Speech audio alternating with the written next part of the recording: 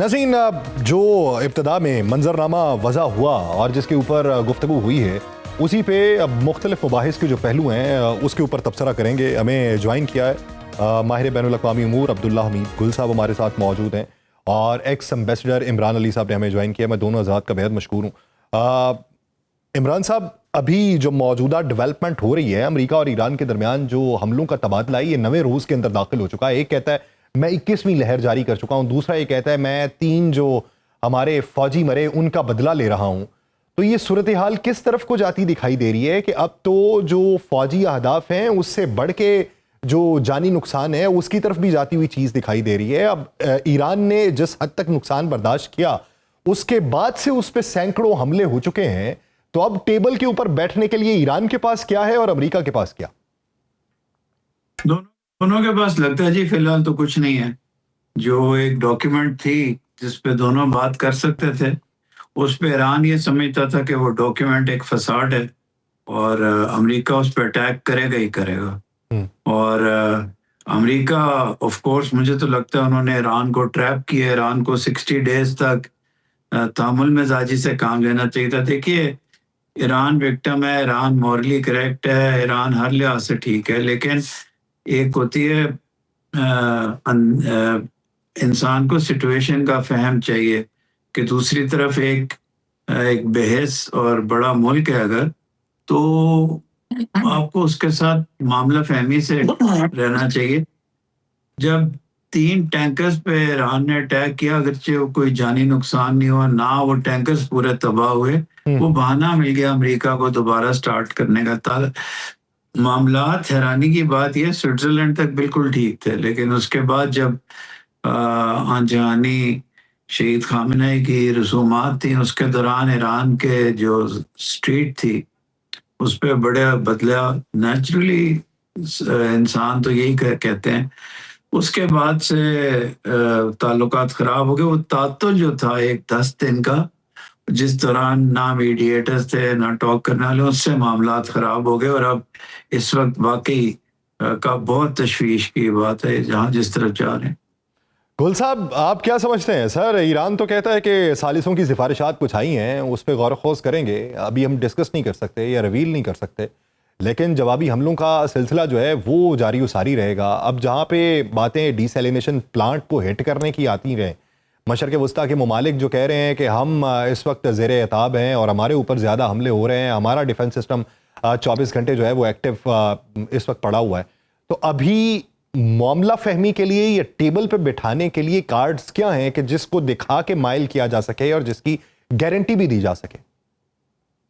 बहुत बहुत शुक्रिया यासर साहब, आपने मदऊ किया। देखिए, जहाँ तक ताल्लुक है, इस टाइम पे एक चीज़ समझनी चाहिए ईरान को, और वो सबसे बड़ी ये है कि इस टाइम पे उसके दोस्त कम और दुश्मन ज़्यादा हैं, और जो दोस्त अरब दुनिया के अंदर मौजूद हैं उनको ख्याल करना चाहिए। कभी कभी चीज़ों के ऊपर तरह भी दे देनी चाहिए। और इसी तरीके से मैं समझता हूँ कि अगर थोड़ा सा ये देखा जाए कि जितने भी अरब ममालिक हैं जिनके खिलाफ ईरान इस टाइम पे हालत जंग में है, तो वो अरब ममालिक क्या कर सकते हैं? क्या अमेरिका को ज़ोर बाजू से इनखला करवा सकते हैं, या उनके पैसे बंद कर सकते हैं, या उनको अपनी सरजमीन ज़ोर ताकत से जो है वो ख़त्म करवा सकते हैं? तो ऐसा नहीं हो सकता। ये बेचारे कमज़ोर मुल्क थे और यही तो वजह थी कि उन्होंने अमेरिकन डिफेंस शील्ड हासिल की, लेकिन ये डिफेंस शील्ड उनके लिए बाइस रहमत की जगह बाइस रहमत बन बैठी। अब दूसरी जानिब ईरान ने जो 3 ऑयल टैंकर के ऊपर हमला किया, जिसका अभी इमरान साहब ने जिक्र फरमाया, तो उन 3 ऑयल टैंकर के ऊपर हमला करके बाद में उन्होंने कहा कि जी हमारी ये गलती थी। तो क्या हासिल क्या हुआ इससे? इसका मतलब है कि इट वाज रॉन्ग डिसीजन।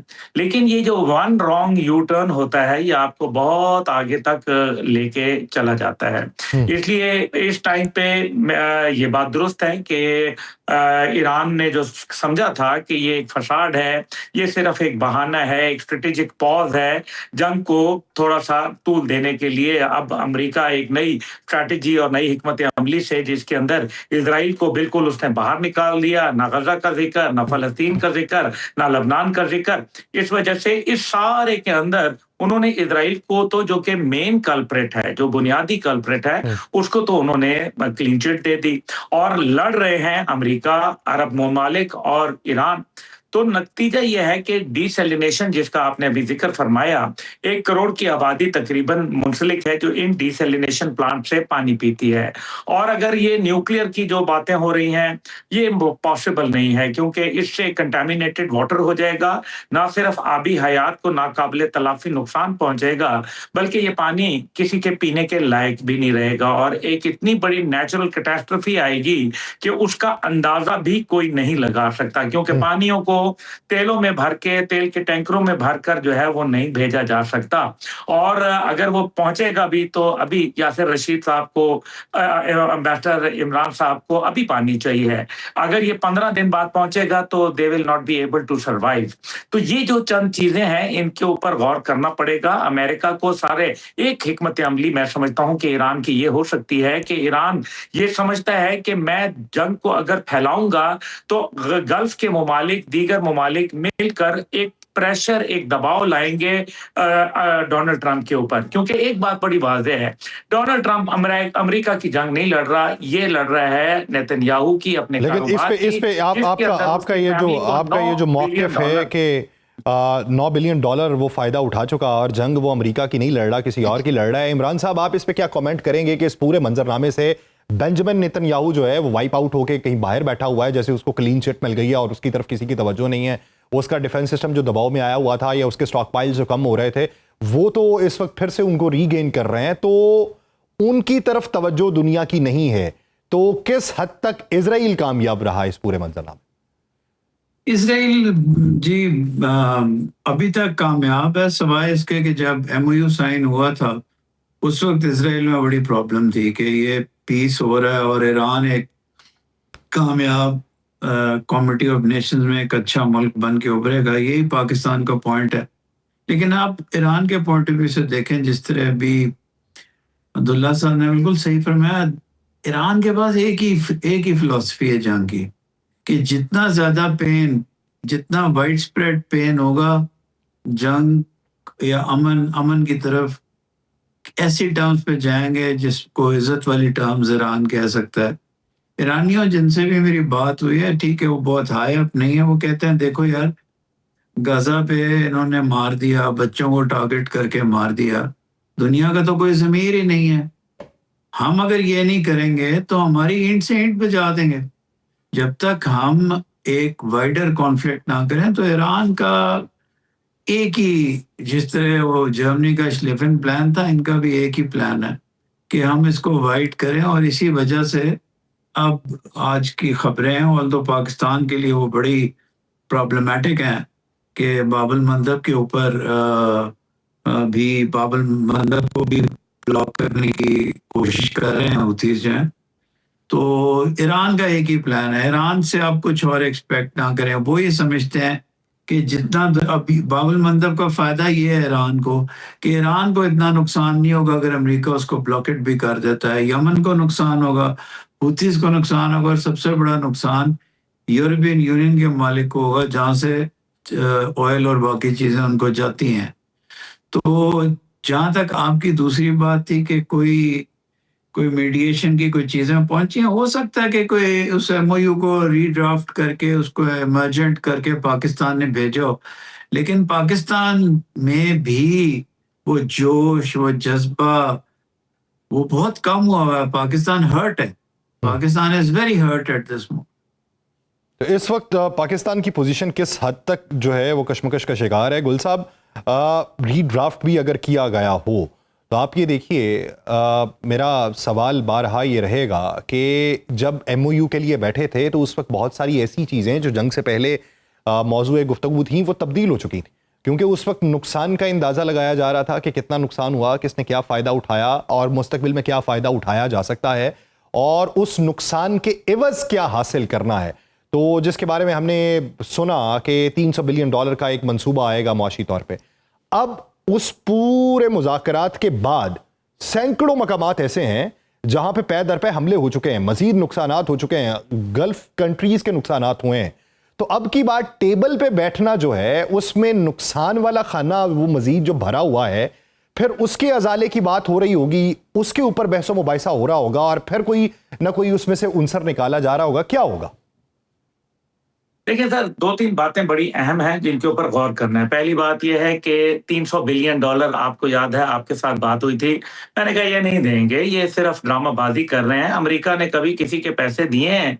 वो तो लोगों के पैसे खाते हैं। असल में बदनीयती शुरू ही यहीं से हुई क्योंकि दे डू नॉट वांट कि वो पैसे जो कि ईरान के हैं, JCPOA का मुआहदा क्यों ख़त्म किया गया था? क्योंकि ईरान को पैसे देने थे। ईरान के फ्रोज़न अकाउंट्स को अनफ्रीज़ करना था, नहीं दिया गया। उसके बाद जो है वो अब इनका जो सिलसिला है, अब ये जो बाब-अल मंदब है या हुर्मुज़ है, ये मुकम्मल तो ब्लॉक कोई भी नहीं कर सका ना, 2-4 जहाज़ तो गुज़र ही जाते हैं, लेकिन 130 जहाज़ गुज़रते थे, अब वहाँ 2-4 गुज़रते हैं। ये बाब-अल मंदब अब जब बाब-अल मंदब स्ट्रेट्स को अगर इन्होंने बंद किया, बंद से मुराद रखना डाल दिया। 3 जहाज़ पहले अमेरिकन नेवी के उनको निशाना बनाया जा चुका है 2024 के अंदर और उसके बाद वहाँ बाब-अल मंदब एक प्रॉब्लम रही है। वो निस्बतन ज़्यादा नैरो जगह है और वहाँ रखना डाला जा सकता है। कोई प्रोजेक्टाइल, कोई ड्रोन, कामिकाज़ी स्टाइल का। देखिए ना कामिकाज़ी ड्रोन जो था, वो पूरी तस्वीर बना के यूएसएस अब्राहम लिंकन की ले गया और उनके किसी बंदे को वहाँ नहीं पता चला, उसकी वीडियो मौजूद है। तो ये इसका मतलब है कि अभी तक तो अमेरिकन के पास इसकी टेक्नोलॉजी का तोड़ नहीं है। वैसे भी ये बेडू टेक्नोलॉजी के ऊपर उस सैटेलाइट पे काम कर रहे हैं इरानियंस और वो लोग कर रहे हैं जीपीएस के ऊपर 2 मुख्तलिफ टेक्नोलॉजीज हैं। साथ ही साथ इसके अंदर गारंटर की बात है। असल चीज़ यहाँ आती है और मैं चाहूँगा कि इमरान साहब इस पे ज़रूर थोड़ा-सा हमारी रहनुमाई फरमाएँ, बड़े सीनियर और बड़े मैं इनको पसंद से सुनता हूँ। देखिए असल मसला ये है कि जो गारंटर है, वो कौन है? Pakistan is a small country. देखिए ना हम एक मिडल पावर के तौर पर इमर्ज कर रहे हैं, लेकिन we can not give guarantee against Israel. Israel के साथ तो हमारा ताल्लुक ही कोई नहीं है। अमेरिका के खिलाफ क्या गारंटी देंगे कि अगर अमेरिका हमला करेगा तो हम बदले में हमला करेंगे अमेरिका पर? ये तो नहीं कर सकते। 2 मुल्क हैं जो कर सकते थे, एक चीन, एक रूस। दोनों ने इस टाइम पे माजी के अंदर भी ये किरदार दिखाया, जबकि वाहिद उनका किरदार सीरिया के अंदर दोनों के एयरक्राफ्ट कैरियर इकट्ठे थे, लेकिन गजा के अंदर जो कुछ हुआ, बुचरी हुई, नस्ल कुशी हुई, लेकिन ये दोनों मुमालिक खामोश रहे। I am very sorry to से।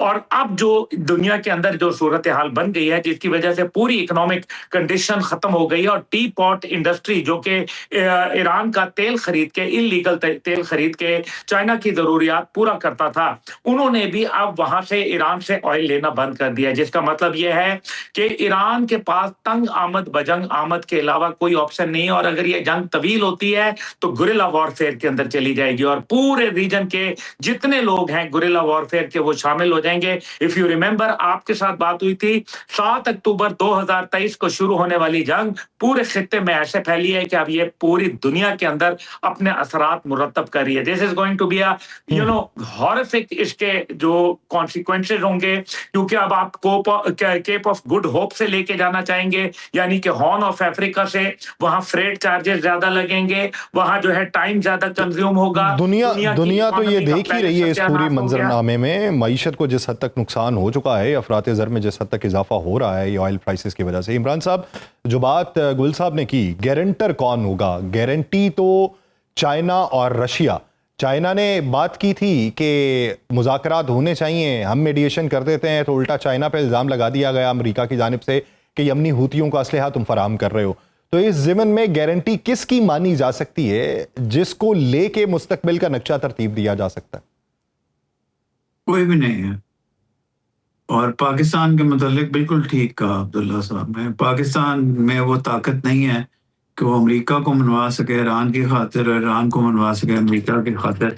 शुरू में ज़रूर हमने कहा कि हम एक अच्छी डॉक्यूमेंट प्रोड्यूस कर देते हैं, लेकिन शायद हमने उम्मीद में ये भूल गए जो अब्दुल्ला साहब बता रहे हैं कि नियतों का तो फतूर है। $300 बिलियन के ऊपर जो था ना, वो ये था कि अमेरिका और ईरान मिलके कोई प्लान डिस्कस करेंगे। तो पाकिस्तान यही चाहता था कि शायद ये बैठ जाएं तो कोई आगे का कोई फायदा हासिल हो जाए, लेकिन इन दी एंड ये देखा गया है कि नीयतें साफ नहीं है और वो जो इजराइल का प्लान है कि ईरान की ईंट से ईंट बजा दी जाए, जो कि असली था, ना रजीम चेंज थी ना कोई और चीज़ थी, कि ईरान खड़ा ना हो सके दोबारा। और उसके अंदर ये था कि अब इनमें भी सिविल वॉर शुरू हो जाए, कुर्दों वगैरह को कहा वो नहीं माने। तो अब जब ईरान अगर बुरी तरह वीक हो जाता है तो फिर जिस तरह फरमा रहे हैं वो कि मिलिशियाज का راج ہوگا, ایران کی ڈس انٹیگریشن کی باتیں ہوں گی, لیکن میرا خیال ہے اس سے پہلے ایران کے پاس بھی اچھا پلان ہے. بہت عجیب لگتا ہے پاکستان کو ہم مصیبت میں پڑ گئے ہیں کہ جتنا زیادہ وائڈ اسپریڈ دکھ دنیا کو دے سکتے ہیں وہ پیس کی کانسٹیٹوئنسی بنے گی. یاد رکھیں ایریل بمبارڈمنٹ سے یا سی کی طرف سے پاکستان ایسٹ بھیج دے, بڑا مشکل ہے ہوتھیوں سے کھلوانا کہ وہ ہم ان کو فورس کر دیں گے. بڑے وائڈ اسپریڈ ہے جتھے ہیں. جو یہ جہاز کو ان کے مارنے کی کوشش کی گئی تھی, چاہے سعودی عربیہ نے کی تھی چاہے کسی پراکسی نے کی تھی, وہ انہوں نے نادر موقع جانا تھا ڈپلومیٹک آداب کے خلاف کہ ان کی لیڈرشپ ایران کے جہاز میں مار دو. تو وہ اسی لیے تھا کہ اگر یہ اتر گئے تو ان کو اسیسنیٹ کرنا بہت مشکل ہے. تو ابھی سچی بات ہے, میں باتیں تو کر سکتا ہوں لیکن کوئی امید کی واضح کرن نظر نہیں آتی سوائے اس کے کہ ایران کے انٹیریئر منسٹر پہنچے ہوئے ہیں یہاں, اور خیال یہ کیا جاتا ہے کہ ان کا بہت ہائی لیول پہ بھی, ملٹری لیول پہ بھی میٹنگ ہے, اور محسن نقوی کے صاحب کے ساتھ تو ہے ہی.